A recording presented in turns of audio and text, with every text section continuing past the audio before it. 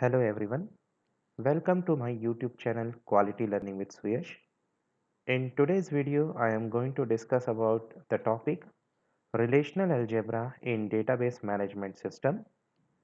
Here in this video, my main focus is on unary operations.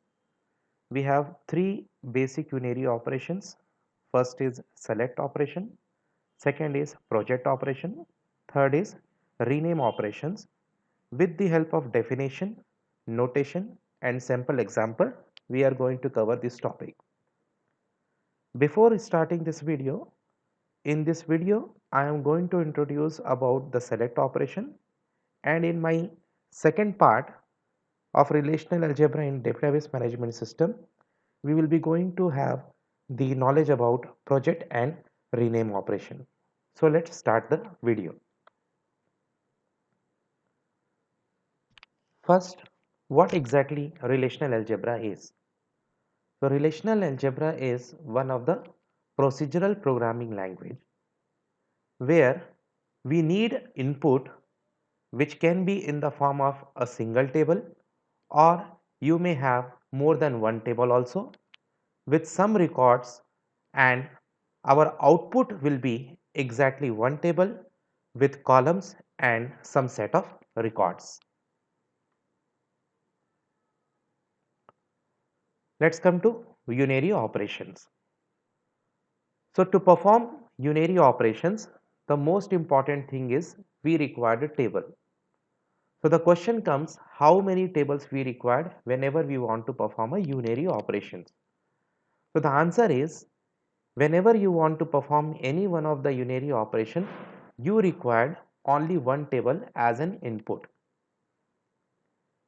The most important thing we have to note it down here is, like various operators, we also required some unary operators when we are working with a relational algebra. Now, types of unary operations.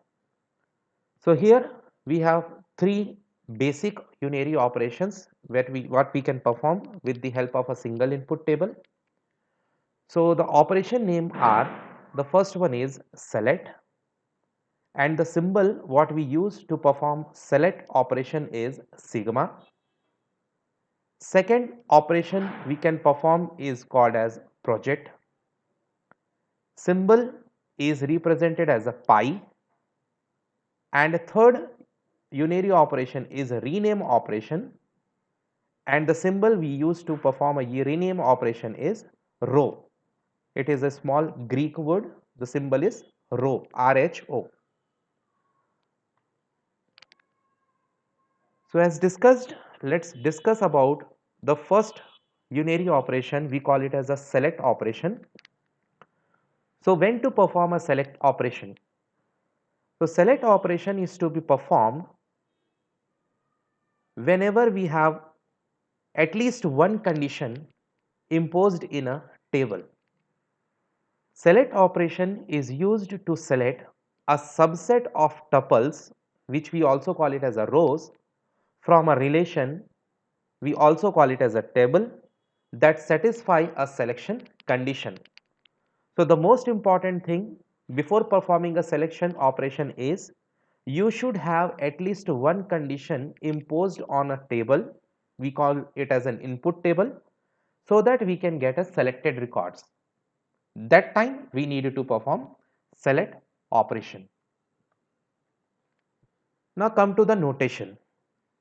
So here in the notation we have a sigma, which we call it as a select operator. In the subscript we have p, we call it as a predicate, and predicate are nothing but condition, and we have multiple conditions. In order to satisfy certain conditions so that we can get selected records. So it is also allowable, you can have at least a single condition or you can have multiple conditions. And in parenthesis we are writing R, where R is nothing but the name of the relation or the name of the table. Let's come to sample example. So here we have one input table as we are performing a unary operation, and before starting this select operator, we discussed that we required one input table as input so that we can perform select operator, project operator or rename operator, any one of the unary operator. So now come to this input table customer.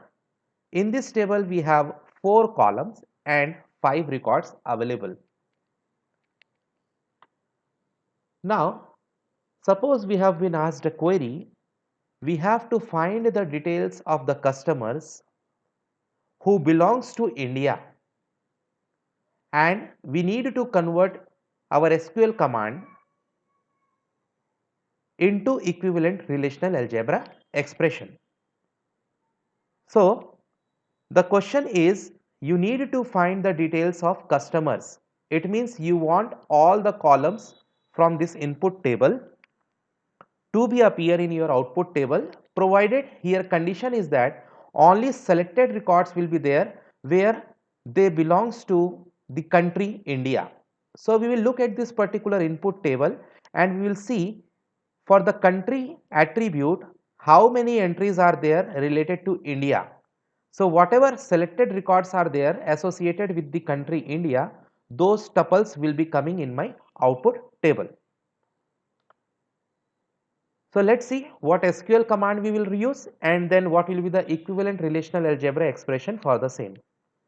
So the expression for SQL command will be select space asterisk space from space our table name, which is customer here, where we have one condition. The condition is that country is equal to in single quote India and then statement termination symbol comma. Now if you want to convert this SQL command into equivalent relational algebra, then we have to follow the notation of select operator. So select operator is represented as a sigma, and in the subscript we have a P, and as I said P is nothing but a predicate or condition. So what condition we have imposed in this particular table? Country should be equal to India. So we are writing in place of P, country is equals to India, and in the parenthesis we have R, and R is nothing but the name of the relation. So here the name of the relation is customer. So R is replaced with customer, whereas P is replaced with country is equals to India. So in this way we have to convert our SQL command into equivalent relational algebra.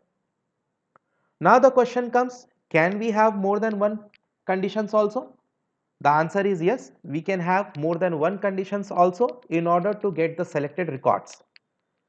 So first we will execute that things with the help of a SQL command, and then we will convert in the form of relational algebra. So in this way it will be easy for you to understand the things. So let's go to another query. Before that, you can see the output of our previous query what we have written just now. This was our input table and we have asked the detail of the customers who belongs to the country India. Now in this you can see we have 2 records associated with the country India, C1 Mohan Durg India. So this is coming in my output table, as well as C2 Vikas Raipur India. It is again coming into my output table. But other than these two, you do not have any other entries related to India. So those records will not be appear in my output table. So this is the output of our previous SQL command. Now coming to the second query. Here the query is, we have to find out the details of the customers where country is equals to India or city is equals to Sydney.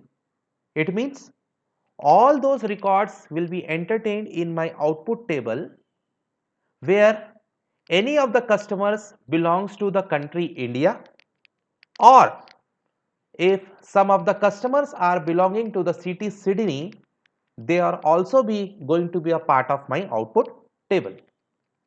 So here our SQL command will be written as select space asterisk space from table name which is customer, where country is equals to India or city is equals to Sydney. Now the equivalent relational algebra expression for this SQL command is written below.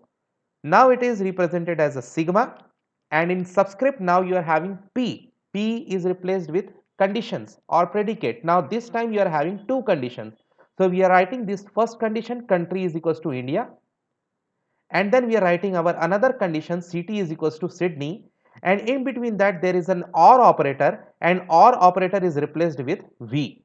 In between that we have V, and now in parenthesis we have R, and R is replaced with our table name customer. So in this way we need to convert our SQL command into equivalent relational algebra. Now if we execute our command, then our output will appear like this. So as we have asked the country, the name of the the detail of the customers who belongs to the country India.